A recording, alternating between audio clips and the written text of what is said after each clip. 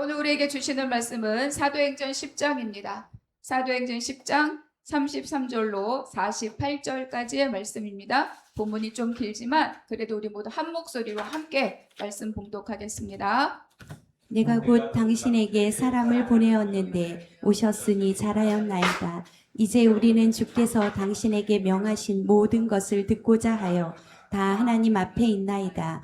베드로가 입을 열어 말하되 내가 참으로 하나님은 사람의 외모를 보지 아니하시고 각 나라 중 하나님을 경외하며 의를 행하는 사람은 다 받으시는 줄 깨달았도다.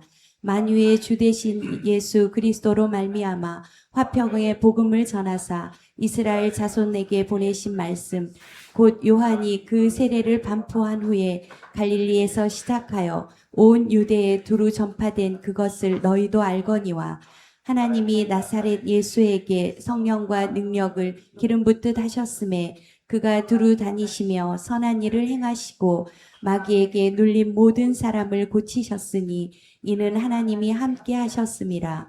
우리는 유대인의 땅과 예루살렘에서 그가 행하신 모든 일의 증인이라. 그를 그들이 나무에 달아 죽였으나 하나님이 사흘 만에 다시 살리사 나타내시되 모든 백성에게 하신 것이 아니요 오직 미리 택하신 증인 곧 죽은 자 가운데서 부활하신 후 그를 모시고 음식을 먹은 우리에게 하신 것이라. 우리에게 명하사 백성에게 전도하되 하나님이 살아있는 자와 죽은 자의 재판장으로 정하신 자가 곧 이 사람인 것을 증언하게 하셨고 그에 대하여 모든 선지자도 증언하되 그를 믿는 사람들이 다 그의 이름을 힘입어 죄사함을 받는다 하였느니라. 베드로가 이 말을 할 때 성령이 말씀 듣는 모든 사람에게 내려오시니 베드로와 함께 온 할례 받은 신자들이 이방인에게도 성령 부어 주심으로 말미암아 놀라니 이는 방언을 말하며 하나님 높임을 들음이러라. 이에 베드로가 이르되 이 사람들이 우리와 같이 성령을 받았으니 누가 능히 물로 세례 베품을 금하리요 하고 명하여 예수 그리스도의 이름으로 세례를 베풀라 하니라. 그들이 베드로에게 며칠 더 머물기를 청하니라. 아멘. 오늘은 나의 틀에서 하나님의 뜻으로라는 말씀으로 함께 은혜를 나누려고 합니다. 제목에서 보는 것처럼 무언가 방향이 바뀌었죠. 뭔가 기준이 바뀌고 방향이 바뀌고 원칙이 바뀌어갑니다. 오늘 10장과 또 11장은요. 이방인의 땅, 그 땅 끝까지 복음을 전하는 이 성령의 역사, 복음의 확장의 역사에서 매우 중요한 전환점을 보여주는 장면입니다. 주님은 승천하시면서 사도들과 제자들에게 사명을 맡기셨습니다. 우리 1장 8절의 말씀 암송하시지만 한 번 더 암송하겠습니다. 오직 성령이 너희에게 임하시면 너희가 권능을 받고 예루살렘과 온 유대와 사마리아와 땅끝까지 이르러 내 증인이 되리라 하시니라. 여러분, 우리가 사울의 변화를 보았습니다. 교회를 잔멸하려고 다메섹까지 달려갔던 그 사람이 부활하신 예수를 만나고 그의 눈이 벗겨지며 그에게 부활하신 예수님이 누구인가 알게 된 그 후에 즉시로 그는 회당에 나아가서 예수가 그리스도라, 예수가 하나님의 아들이라 이렇게 증거하였죠. 그리고 그는 스스로를 이방인을 위하여서 택한 그릇이라 이렇게 다른 서신사에서 고백하였습니다. 그러니까 이 1장 8절에 있는 말씀, 예루살렘과 온 유대와 사마리아와 이제 땅끝까지 가기 위한 길이 남아있는 거죠. 그러니까 이 사울은 이 땅끝까지 가기 위해서 하나님이 택한 그릇, 준비된 사람이었습니다. 그러나 하나님은 이 사울에 열심히 있었으나 그러나 이 사울을 곧바로 쓰시지 않았습니다. 왜 그러냐? 하나님의 때가 있고 하나님의 준비가 있어야 하기 때문입니다. 땅끝까지 가기 위해서 하나님은 사람, 교회, 환경 이것을 준비하십니다. 그 중심에 베드로가 있습니다. 그리고 우리는 베드로를 너무 잘 알고 있죠. 모든 복음서에 또 이 사도행전 전반부에 베드로가 빠지지 않습니다. 사실 교회의 문을 연 사람은 바로 이 베드로라고 할 수 있죠. 베드로는 예수님 공생의 3년을 제자로 함께 했습니다. 그리고 너무 유명하죠. 빌립보 가이사랴에서 예수님이 제자들에게 물어봤어요. 너희는 나를 누구로 하느냐? 그때 베드로가 한 대답 우리 다시 또 함께 읽겠습니다. 시작. 주는 그리스도시요 살아계신 하나님의 아들이시니이다. 그렇죠. 너무 위대한 신앙 고백입니다. 여러분, 사도행전에서도 주를 만난 자들이 고백하는 게 다 이 말이에요. 그러니까 사울조차도 예수는 그리스도요, 예수는 하나님의 아들이다, 이것을 즉시로 회당에 가서 전파하기 시작했고, 그리고 그것으로 인하여서 사람들의 죽음의 위협에 노출되었던 것입니다. 그런데 이 대답을 들은 예수님이 베드로를 향하여서 무엇이라고 말씀하는가? 16장 18절에 보니까 내가 이 반석 위에 내 교회를 세우리라. 19절에 보니까 내가 천국 열쇠를 내게 주리라. 네가 열면 열리고 네가 닫으면 닫히리라. 이렇게 교회에 대해서, 교회 권세에 대하여서 예수님이 말씀하셨습니다. 사실 베드로는 이 고백과 이 말씀을 들을 때 처음부터 이것이 무엇을 의미하는지 잘 알지 못합니다. 그런데 오순절 성령 강림 사건 그 이후에 내가 주님 앞에 고백한 그 고백대로, 그리고 주님이 베드로에게 약속한 그 약속대로 그 삶을 살아가고 있다는 것을 우리가 발견하게 되는 거죠. 그가 복음을 전하자 어떻게 됩니까? 3,000명이 회개합니다. 그것으로 이제 교회가 시작이 되었죠. 내가 베드로 너희 고백 위에 내 교회를 세우리라. 그래서 베드로는 교회를 세워가는 사람이 되었습니다. 그리고 사마리아에 복음이 전했을 때 사마리아에 내려가서 그곳에 또 그 사람들에게 안수하여 그들에게 성령의 임함을 보므로 이 땅도 이 백성도 하나님의 나라에 하나님의 백성으로 받아들여졌구나. 그 증언자가 바로 이 베드로, 그리고 함께 갔던 요한입니다. 그래서 이 예루살렘에서도 유대인을 향하여 복음의 문이 열렸고, 이제 사마리아에서도 그 사람들을 향한 복음의 문이 열렸습니다. 그러니까 복음이라고 하는 이 예수는 그리스도시요 살아계신 하나님의 아들입니다. 이 복음이라고 하는 것이 뭐죠? 민족을 넘어가고 혈통을 넘어가고 또 역사를 넘어가는 그 모든 경계를 넘어가는 지점마다 누가 있다? 베드로가 있다는 거예요. 그래서 베드로를 통해서 유대인으로 향하는 문이 열리고 사마리아로 향하는 문이 열렸습니다. 그래서 이제는 본격적으로 뭐예요? 이방인으로 향하는 문이 열려져야 되는 거죠. 그런데 사울을 통해서 본격적으로 이방인을 향해서 나가기 전에 먼저 하나님은 이 베드로를 통해서 이방인이 교회로 들어올 수 있는 그 길을 여시려고 지금 준비하고 계십니다. 베드로는 그 예루살렘 교회에서 기둥과 같다, 이렇게 표현합니다. 그의 권위, 또 그의 어떤 위치, 또 12사도의 대표이며 하나님 주님으로부터 사랑받던 제자라는 그의 모든 이력이 이 일을 감당할 만한 사람이었던 거죠. 예루살렘 교회의 중심 인물이었습니다. 그래서 하나님은 베드로가 가진 이 신분, 지위, 영향력, 이것을 이 일에 사용하고자 지금 베드로를 준비하고 있죠. 그러니까 이방인을 향한 문을 열기 위해서는 먼저 베드로가 열려져야 되는 거예요. 베드로와 같은 사람은요, 두 가지 역할을 할 수 있습니다. 문을 여는 역할을 할 수 있고 문을 걸어 잠그는 역할을 할 수 있어요.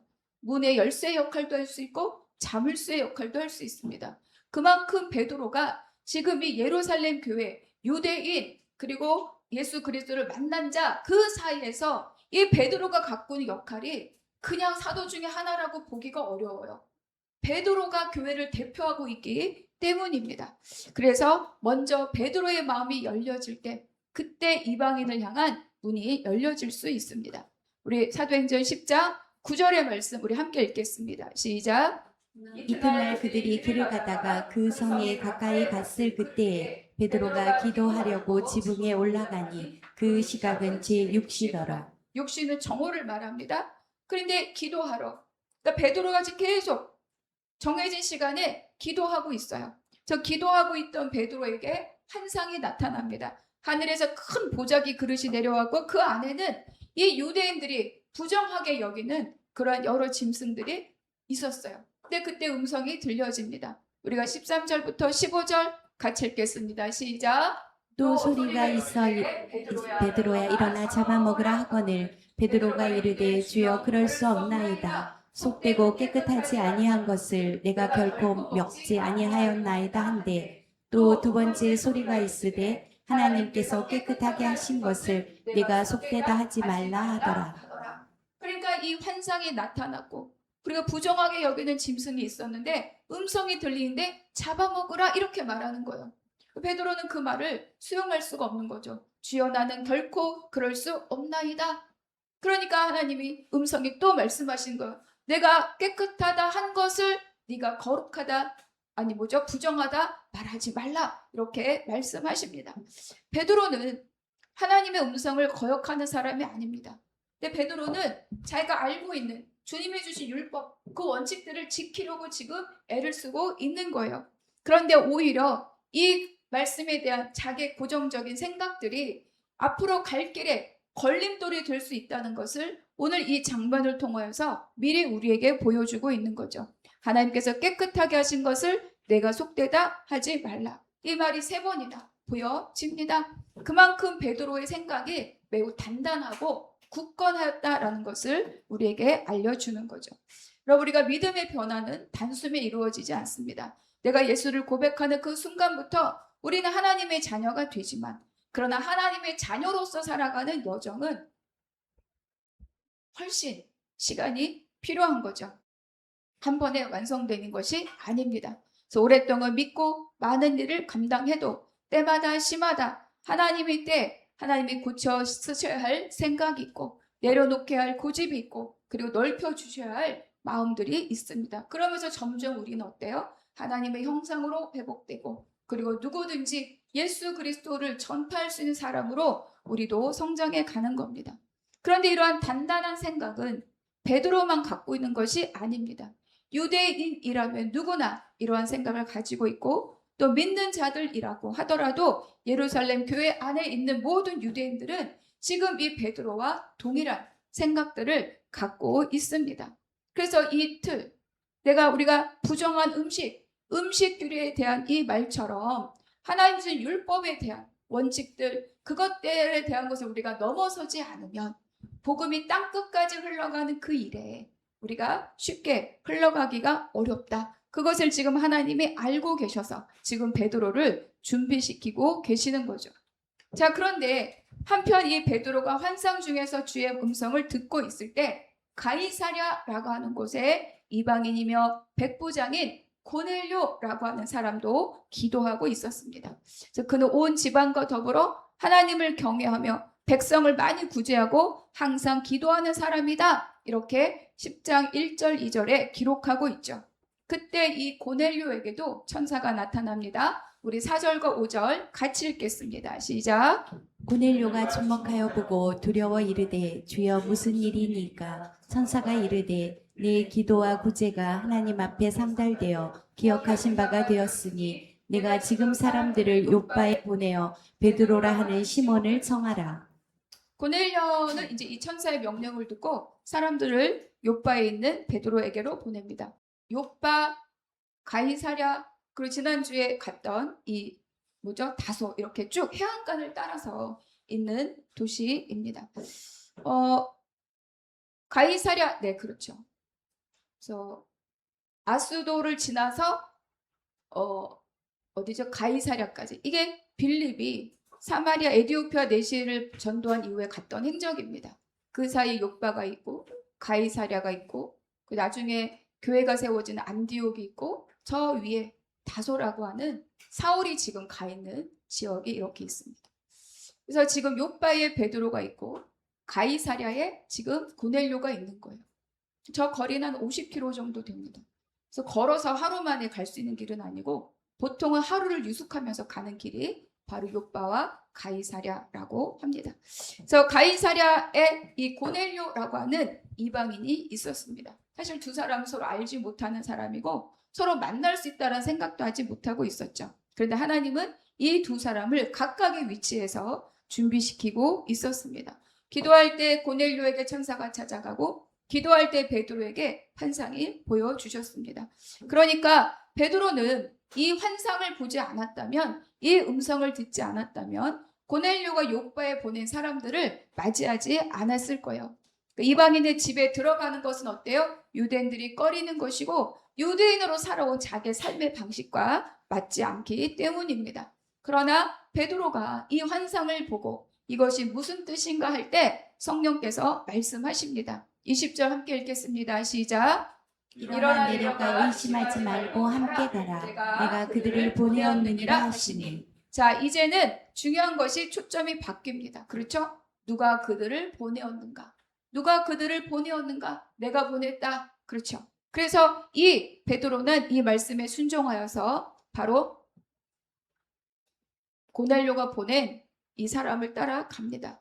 두 사람의 순종이 가이사랴의 고넬료의 집에서 만나게 됩니다. 그러니까 하나님께서 기도하고 있는 두 사람을 통해서 두 사람을 구원 사건으로 이렇게 연결하고 계신 거죠. 기도할 때 기도의 자리에서 하나님이 일하십니다.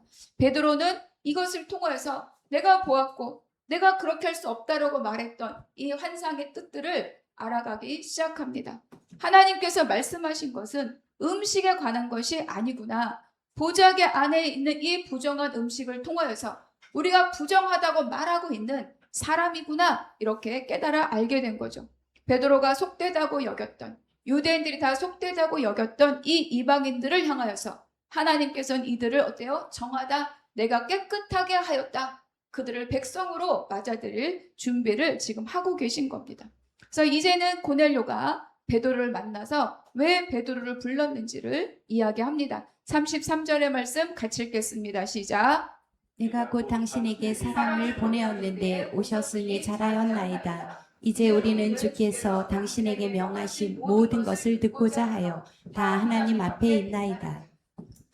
자, 이것이 굉장히 중요한 말씀을 듣는 사람의 태도입니다. 모든 것을 듣고자 하여 다 하나님 앞에 있나이다. 내가 듣고 싶을 말만 듣는 것도 아니고 내가 받아들일 수 있는 것만 듣는 것도 아니고 주께서 무엇을 말씀하신지 베드로를 통하여 무엇이 들려지든지 내가 그 모든 것을 듣겠습니다. 이렇게 말하는 겸손한 모습이죠. 하나님이 사역자들을 부르실 때 사무엘아 사무엘아 누구야 누구야 다 뭐라고 말해요? 주여 내가 여기 있나이다. 나에게 말씀하옵소서. 주의 종이 듣겠나이다. 이것이 주를 바라보는 주의 말씀을 듣는 주의 음성을 듣는 백성들의 모습입니다. 말씀을 통해서 내 생각이 드러나고 내 고집이 꺾이고 내가 살아온 방식이 바뀌어진다 할지라도 그것을 내가 받고 그 말씀대로 따르겠습니다. 이것이 말씀을 듣는 사람들의 태도인 거죠. 그래서 그 말씀을 들으려고 모인 이 고넬료와 그 많은 사람들이 말씀을 전하러 온 이 베드로에게 내가 듣겠나이다. 우리가 다 하나님 앞에 있나이다. 베드로가 들고 온 말씀이 그들에게 부어지는 하나님의 말씀이라고 믿고 우리가 지금 다 하나님 앞에 있나이다. 이렇게 고백을 합니다. 이들의 모습을 본 베드로가 그때서야 깨닫게 되는 거예요. 34절과 35절 같이 읽겠습니다. 시작. 베드로가 입을 열어 말하되 내가 참으로 하나님은 사람의 외모를 보지 아니하시고 각 나라 중 하나님을 경외하며 의를 행하는 사람은 다 받으시는 줄 깨달았도다. 깨달았도다.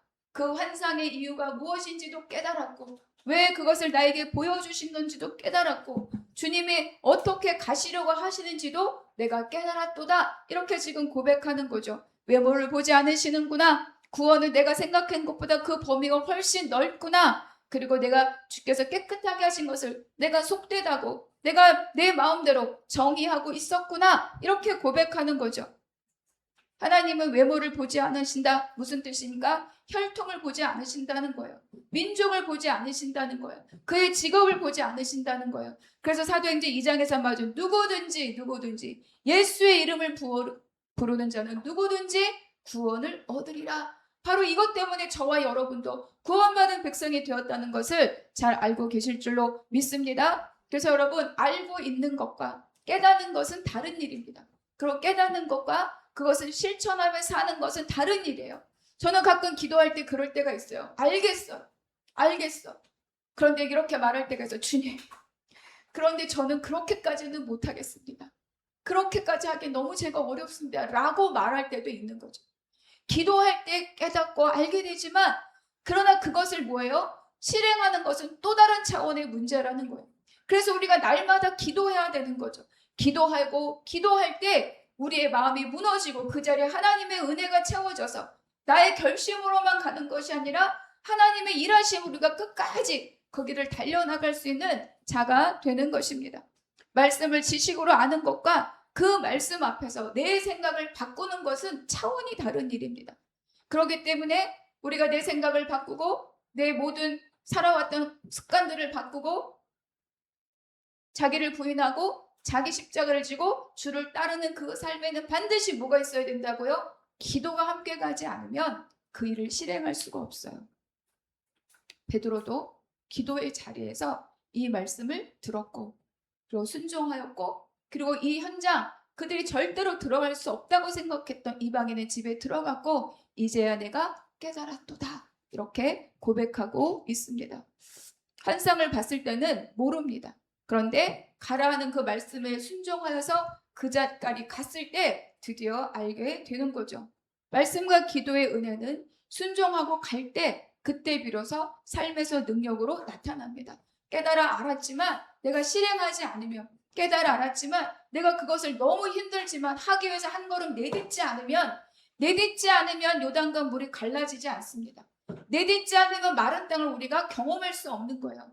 베드로는 이제야 알았구나. 내가 그때 이게 무언가 나는 결코 그럴 수 없나이다 말했지만 가라는 말씀에 순종하였고 순종하여서 이방인의 집에 들어갔고 그곳에 모여있는 사람들을 보았고 그랬더니 하나님이 지금 이 일을 하려고 하고 계시구나 알게 되었다. 순종할 때 그때 깨닫게 되는 하나님의 뜻이 있습니다. 39절에서 41절 39절 함께 읽겠습니다. 시작. 우리는 유대인의 땅과 예루살렘에서 그가 행하신 모든 일의 증인이라. 그를 그들이 나무에 달아 죽였으나. 그렇죠. 그래서 이제 이 누구죠? 베드로는 다른 거 고민하지 않고 이들에게 하나님의 말씀 복음을 전하기 시작합니다. 하나님이 사흘 만에 다시 살리사 나타나시되 오직 미리 택하신 증인 곧 죽은 자 가운데서 부활하신 후 그를 모시고 음식을 먹은 무엇입니까? 음식을 먹은 베드로는 이걸 알고 있는 거죠. 베드로가 주님을 부인하고 예수님 십자가 달려 돌아가시고 고기나 잡으러 가자 갔을 때 그때 저 멀리 해변에 있는 주님을 만났어요. 주님이시다. 그 소리를 듣고 베드로는 겉옷을 들쳐입고 뛰어 물가로 내려갑니다. 그때 주님이 물으셨죠. 너는 나를 사랑하느냐? 너는 나를 사랑하느냐? 너는 나를 사랑하느냐? 그러니까 베드로는 이 식탁의 교제가 그와 하나님과 주님과의 관계, 내가 배신해서 잘못했습니다. 내가 다시 주님 앞에 갈 수 있겠습니까? 주님은 나를 미워하지 않겠습니까? 라고 하는 그것을 완전히 뒤엎은, 그래서 이렇게 말하는 거예요. 그를 모시고 음식을 먹은 우리에게 주님이 밝히셨다. 이것이 바로 예수님을 향한 이 베드로의 마음인 거죠. 그거를 말하고 있는 거예요. 그래서 예수님의 십자가와 부활이 복음의 가장 핵심입니다. 그런데 그것이 머리로 생각하는 이상적인 일이 아니라 환상으로 보여진 일이 아니라 몸을 입고 우리와 함께 식사를 하시고 조반을 먹으신 그분. 그래서 그분이 우리의 실체로 우리 앞에 부활하셨다. 그거를 지금 이 베드로가 증언하고 있는 거예요. 베드로가 증언할 수 있는 일입니다. 베드로가 그와 함께 조반을 먹었던 베드로만이 이 일을 할 수 있는 거죠. 여러분 복음은요 다른 것이 아닙니다. 복음은 그가 죽었고 그가 살아났다입니다.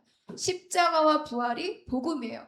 우리 로마서 4장에 보면 그는 우리의 범죄함으로 내줌이 되고 우리를 의롭다 하시기 위해서 살아나셨다. 십자가와 부활이 한 세트로 죽음으로 우리의 죄를 사하시고 살아남으로 우리가 정녕 의인이었다고 인쳐주시는 것, 그것이 바로 복음인데 그것이 지금 베드로가 이 사람들에게 십자가와 부활을 전하고 있습니다. 43절 함께 읽겠습니다. 시작. 그에 대하여 모든 선지자도 증언하되 그를 믿는 사람들이 다 그의 이름을 힘입어 죄사함을 받는다 하였느니라.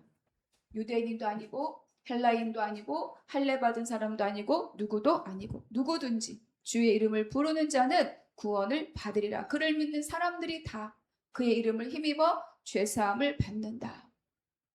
유대인에게 주신 동일한 예수 그리스도의 그 복음이 베드로가 예루살렘에서 유대인을 향하여 선포하였던 그 복음을 지금 이방인인 이 고넬료의 집에 와서 동일한 복음을 지금 선포하고 있습니다. 그때 놀라운 일이 일어나죠. 44절 우리가 함께 읽겠습니다. 시작. 베드로가 이 말을 할 때에 성령이 말씀 듣는 모든 사람에게 내려오시니. 그때 바로 성령이 이들에게 부어지는 거예요. 성령이 이들에게 부어지는 겁니다. 이방인들에게 성령이 부어지리라고 이들은 절대로 생각한 적이 없어요. 우리에게 성령이 부어지는 것은 당연하다. 그런데 이들에게 성령이 부어진다는 것은 이들은 이해할 수 없었던 거죠. 베드로와 함께 온 할례 받은 신자들이 이방인들에게도 성령 부어 주심으로 말미암아 놀라니 이는 방언을 말하며 하나님의 높임을 들음이러라. 여러분, 방언을 말해서 이들이 놀란 게 아니에요. 성령이 뭐냐는 거예요. 성령은 인치심입니다. 인치심. 베드로전서가 아니라 에베소서 1장에서 말하잖아요. 성령으로 우리를 인치시고 보증하신다. 성령이 임했다는 것은 인을 치시는 거예요. 내 백성이다. 이들은 내 백성이다. 그런데 이방인, 그들이 속되다고만 생각했던 이방인을 향하여서도 성령이 인을 치시는 거예요. 내 백성이다. 이들은 내 사랑하는 나의 자녀들이다. 그래서 이들이 놀라는 겁니다. 우리만이 아니었구나. 우리만이 아니었구나. 하나님이 일하시는 것은 우리만이 아니라 많은 믿는 모든 이들을 향하여 누구든지 주의 이름을 구하는 모든 이들에게 하나님은 죄사함을 선포하고 그들을 백성으로 받으시는구나. 그거를 이 베드로가 깨달아 알았다는 거죠. 근데 이거는 예수님이 오신 이후에만 그런 것이 아닙니다. 구약 성경 여러 곳에서도 다 하나님의 백성으로 부르시는 하나님의 초청이 있어요. 누구든지 여호와께 예물을 드리려거든입니다. 누구만 와라 그렇게 말하지 않아요. 누구든지입니다. 그 누구든지 때문에 저와 여러분도 복음에 있고 복음 안에 있고 복음으로 구원받고 복음으로 살아가는 하나님의 자녀가 된 것입니다. 이것을 오늘 이 유대인들이 그리고 이 베드로가 경험하게 된 거죠. 이방인도 하나님이 받으시는구나. 이것은 굉장히 놀라운 전환입니다. 그래서 베드로가 말합니다. 47절 함께 읽겠습니다. 시작. 이에 베드로가 이르되 이 사람들이 우리와 같이 성령을 받았으니 누가 능히 물로 세례 베품을 금하리요 하고. 그렇죠. 처음에 베드로는 어땠습니까? 주여 그럴 수 없나이다 이렇게 말했던 사람입니다. 그런데 이제는 누가 능히 금하리요. 이들에게 세례를 주는 것, 이 의식을 통하여 우리 공동체 안에 받아들이는 것, 누가 능히 금하리요 이렇게 말하고 있는 거예요. 세례를 준다는 건 형제로 받아들인다는 뜻이거든요. 세례를 준다는 건 우리가 한 형제 안에 한 믿음의 가족 안에 있다는 의식적인 형식이 바로 이 세례입니다.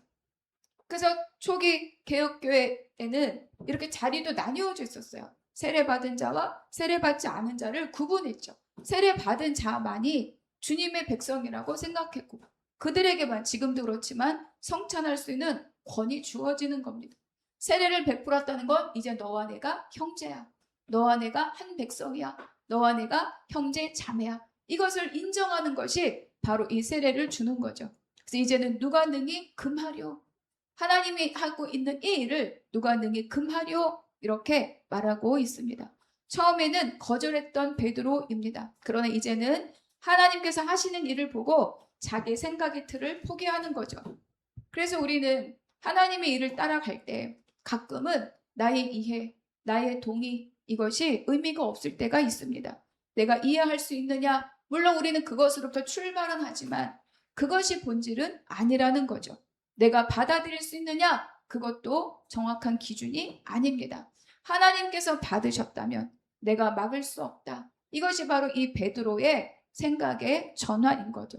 시선이 바뀌고 관점이 바뀌고 자기 생각의 틀이 바뀌어집니다. 그래서 우리가 오늘 이 말씀 안에서 베드로가 이방인의 문을 연 것처럼 보이지만 실제로는 하나님께서 이 성령의 역사를 통해서 먼저 베드로의 마음의 문을 여신 거죠. 그가 굳건하게 닫혀서 그가 만약에 예루살렘 교회에 가서 그런 일이 있을 수 없다라고 말한다면 하나님이 이 일을 흘러가게 하실 때 얼마나 큰 많은 장애물들이 있었겠습니까? 그래서 먼저 하나님은 이 베드로의 마음의 문을 먼저 여신 거죠. 그리고 이 마음의 문이 열린 베드로를 통해서 그 다음은 어떻습니까? 이방인을 향한 교회의 문이 열려지는 거예요. 열었지만 사실은 많은 저항 세력들이 끝까지 방해합니다. 그래서 할례의 문제, 음식의 문제는 나중에 사도 바울이 복음을 전할 때 끝끝내 그의 발목을 잡는 일이 바로 이 할례의 문제와 정결례의 문제예요. 그런데도 불구하고 이 문을 열어서 어떻게든 이 복음이 흘러갈 수 있도록 문을 열고 꼭지를 따서 이런 사람이 누구라고요? 바로 베드로입니다. 그래서 이 베드로는 이방인들에게 예수 그리스도의 이름으로 세례를 베풀도록 명령합니다. 아까 말씀드린 것처럼 이거는 물의 의식이 아닙니다. 그리스도의 몸인 교회에 속한 자로서 하나님의 백성임을 내가 받아들이고 수용하고 한 백성 되었음을 인정하는 것이 바로 이 세례의 의식입니다. 그리고 말씀 끝에 이들과 함께 더 머물렀다 이렇게 기록하고 있죠. 이것으로 10장은 끝납니다. 그런데 여기에서 이 베드로의 모습을 잠깐 더 살펴볼 수 있기를 바랍니다. 베드로는 세례를 주고 그리고 돌아오지 않아요. 그들의 요청대로 그들과 함께 먹고 마시고 그 집에 유숙하였다. 그러니까 베드로의 이 놀라운 하나님의 일을 보고 누가 능히 막으랴 고백한 이 고백은 그에게 어때요? 관계의 변화로 나타납니다. 이들은 내가 부정하다 여기고 내가 배제하고 내가 외면하고 내가 멀리하고 내가 배척해야 될 대상이 아니라 하나님이 받으신 백성이며 하나님이 인치신 주의 백성이며 세례를 통하여 나와 함께 하나 된 몸이구나. 그러니 어떻습니까? 그 집에 머물러 함께 있었다. 이렇게 기록하고 있는 거예요. 그래서 베드로의 변화는 생각만 바뀐 것이 아니라 그것을 통해서 그의 삶과 관계도 변화를 일으킵니다. 그러니까 하나님의 말씀을 듣고 나의 생각이 바뀌었다면 어떻습니까? 나의 삶도 바뀌는 거죠. 똑같은 생각을 갖고 몸만 교회에 나오는 것은 그 시간에 대하여서 우리가 너무 아까운 시간들입니다. 우리가 교회를 나온다는 것은 삶이 바뀌었다는 거죠. 하나님이 우리의 신분을 바꿔놓으신 것처럼 우리의 삶도 그 뜻 안에서 바뀌어져야 함을 오늘 우리에게 말씀해주고 있습니다. 그런데 베드로가 가졌던 이 생각이 당시 유대인과 예루살렘 교회가 갖고 있던 생각입니다. 베드로는 자기의 일어난 이 일들에 대하여 예루살렘에 돌아가자마자 예루살렘 교회에 엄청난 비난을 받습니다. 네가 그들과 함께 먹었다며? 네가 그들의 집에 들어갔다며? 근데 이때 베드로가 다시 무엇을 고백하는가? 사도행전 11장 17절의 말씀 같이 읽겠습니다. 시작. 그런즉 하나님이 우리가 주 예수 그리스도를 믿을 때에 주신 것과 같은 선물을 그들에게도 주셨으니 내가 누구이기에 하나님을 능히 맡겠느냐 하더라. 내가 누구이기에 하나님을 능히 맡겠느냐? 내가 누구이기에 하나님을 능히 맡겠느냐? 이렇게 증언하고 있습니다. 베드로가 증언하고 있는 거예요. 이방인들에게도 하나님 우리와 똑같은 선물을 주셨다. 이방인들을 하나님 우리와 똑같이 하나님의 백성으로 받으셨다. 하나님께도 동일하게 생명 얻는 기회를 주셨도다. 그래서 예루살렘 교회가 이렇게 고백하도록 그 문을 열어서 이방인들도 마땅히 들어올 수 있다고 그 복음의 문을 지금 이 베드로가 열고 있습니다. 하나님은 베드로 한 사람의 생각의 틀을 깨뜨리시고 유대인들의 틀을 깨뜨리시고 예루살렘 교회가 이방인들을 받아들일 수 있도록 문을 여셨던 거죠. 생각의 틀이 깨진다는 것은 새로운 문이 열린다는 것과 마찬가지입니다. 이렇게 열려진 복음의 길을 따라서 복음은 안디옥 교회로 흘러가고 성령께서는 그때 바나바와 사울을 따로 세셔서 땅 끝까지 복음을 전하도록 그들을 향해서 보내십니다. 그러니까 우리도 생각해 보면 우리 한 사람의 변화도 우리 한 사람에게서 끝나지 않습니다. 나의 생각이 변화되고 또 나의 생각의 틀이 바뀌고 문이 열릴 때마다 누군가에게는 하나님을 향한 복음의 문이 열려집니다.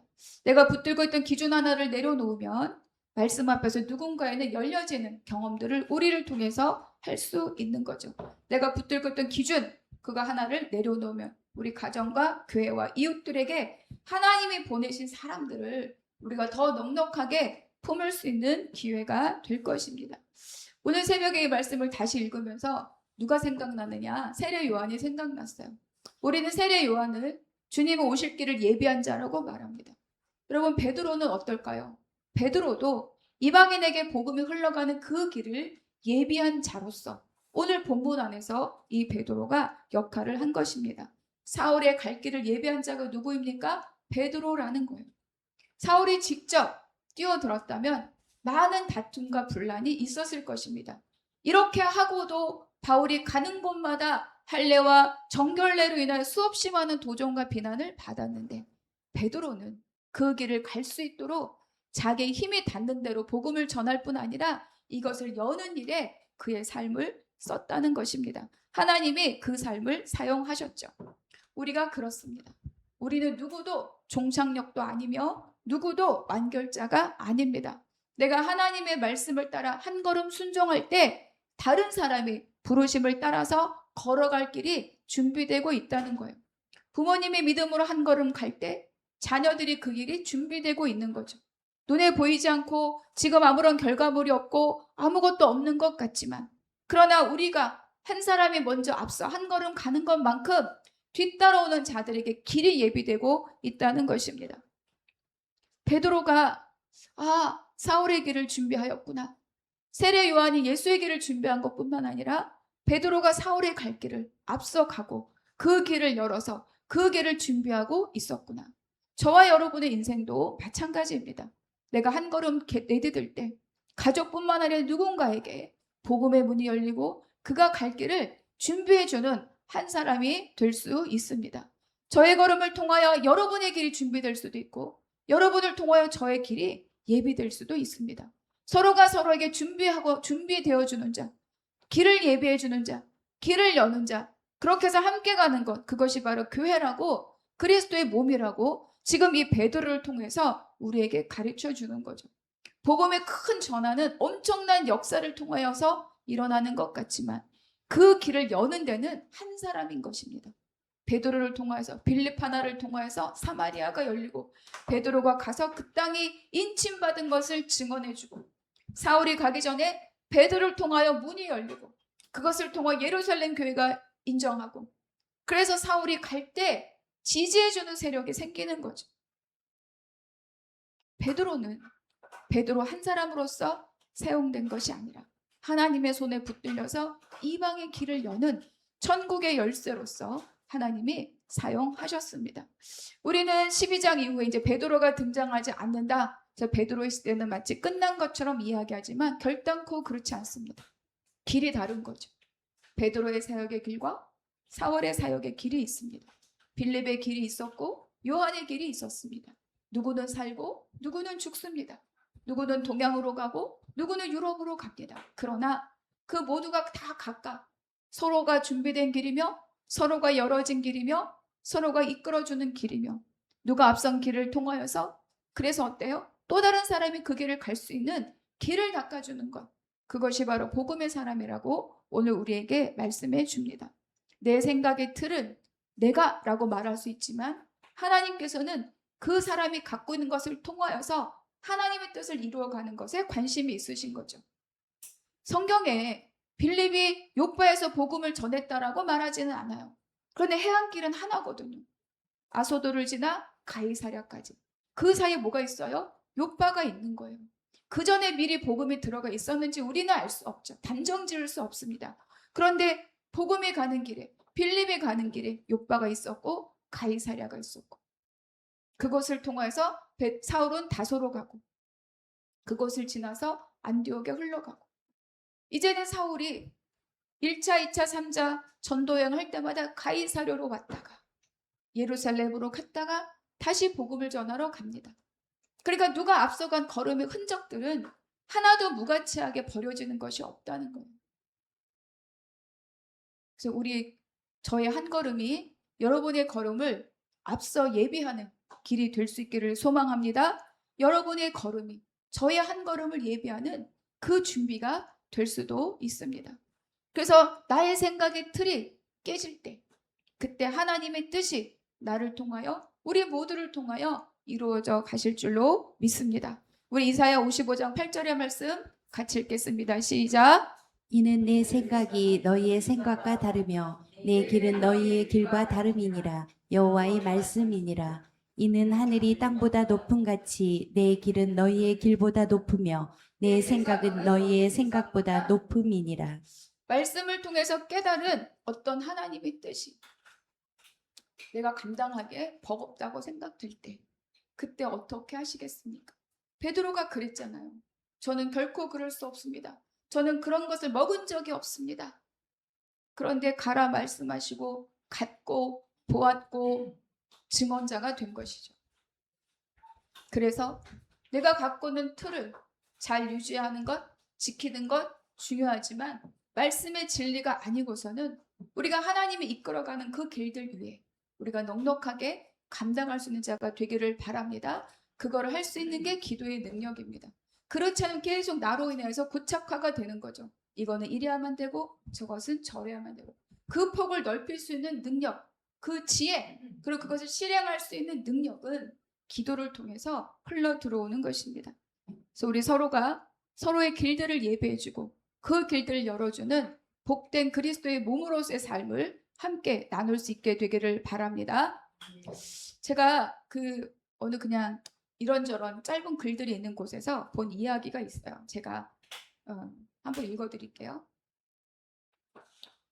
한 물깃는 노인에게 2개의 항아리가 있었습니다. 하나는 완벽한 항아리였고 다른 하나는 금이 간 항아리였습니다. 우물에서 집으로 오는 동안 완벽한 항아리는 물을 가득 담아왔지만 금이 간 항아리는 항상 물이 반쯤 새어나가서 절반밖에 남아있지 않았습니다. 금이 간 항아리는 노인에게 늘 미안해하며 자책했습니다. 그러자 노인이 웃으며 말합니다. 우물에서 집으로 돌아오는 길가를 보았니? 너의 금이 간 쪽 길가에만 아름다운 꽃들이 피어 있단다. 네가 물을 흘릴 것을 알고 내가 꽃씨를 심어두었거든. 내 덕분에 나와 동네 사람들이 매일 예쁜 꽃을 볼 수 있단다. 이거 뭐 유명한 거 아니라 그냥 어디서 굴러다니는 이야기예요. 그런데 자책할 수 있잖아요. 자책. 나는 깨졌다. 나 때문에 주인이 이만큼 물을 얻어야 되는데 요만큼밖에 못 얻는구나. 그런데 주인이 거기에 꽃씨를 뿌려놔서 이 깨진 항아리가 흘리는 이 물을 통해서 꽃이 자라서 많은 사람들에게 꽃을 볼 수 있는 위로를, 그 행복을 주었다는 거죠. 완벽은 단단하게 깨진 흠이 없어서가 완벽이 아니라 보완해주고 열어주고 앞서가지고 길을 열어줄 때 그때 더불어 완벽함이 된다는 것을 이 그냥 짧은 이 이야기, 우화 같은 이야기에서 다시 한번 발견하게 되는 것 같습니다. 제가 깨진 항아리일 수도 있고 여러분에게도 깨진 항아리의 모습이 있을 수 있습니다. 우리 누구도 주님 앞에서 완전한 자가 없죠. 우리 다 깨진 항아리입니다. 그래서 깨져서 물을 흘릴 때 꽃씨를 뿌려줄 수 있는 우리 모두가 되기를 바랍니다. 그 마음으로 그리스도의 몸을 이루어가고 서로에게 길을 열어주는, 그래서 하나님의 뜻을 함께 이루어가는 저와 우리 모두 한나무교회 성도님들 되시기를 주님의 이름으로 축복합니다. 기도하겠습니다. 하나님 감사합니다. 하나님은 사람도 준비하시고 환경도 준비하시고 하나님의 일을 행할 모든 환경들도 준비하십니다. 그리고 주님이 주의 길을 이끌어 가십니다. 하나님, 나를 베드로의 자리에 세우셨으면 베드로의 일을 감당하게 하여 주시옵시고 사울의 자리에 세우셨으면 사울의 일을 감당하게 하여 주시옵소서. 사울도 베드로도 모두 자기의 확신과 그 생각의 틀이 깨진 자리로부터 그의 사역이 시작되었음을 다시 한번 발견하게 하시니 감사합니다. 하나님, 내가 무언가로 부닥쳐서 내가 깨져나가고 있다면 감사합니다. 나에게로부터 흘러나간 그 물이 누군가에게는 생명의 물길이 된다는 것을 감사하고 주께 고백할 수 있는 우리 모두가 되게 하여 주시옵소서. 또 깨어나서 나감을 통하여서 나의 자아가 깨짐을 통하여서 나의 무엇은 단단한 것이 깨짐을 통하여서 우리 이웃들에게 복음을 흘려보낼 수 있는 복된 자들 되게 하여 주시옵소서. 모든 것 감사하고 우리 주 예수 그리스도의 이름으로 기도하옵나이다. 아멘.